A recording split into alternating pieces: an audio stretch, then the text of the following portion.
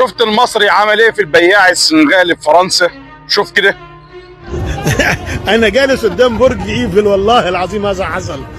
فالمهم الاخ السنغالي دوت عرف ان انا مصري، فقال لي خد في واحد بلدياتك، نصب عليا وخد مني برج ايفل. سيو تروفيل خد مني دوت على اساس انه ب 10 يورو، واداله ال 10 جنيه دي.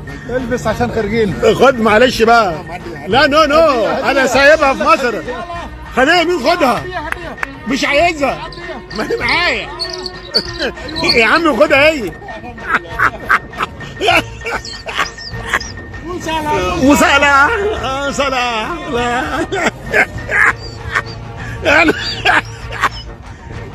انت لفيتي ورجعت لنا تاني. يا ترى مين صاحبك اللي نصب بيكي على الراجل هنا؟ ابن الذين قالوا ديت.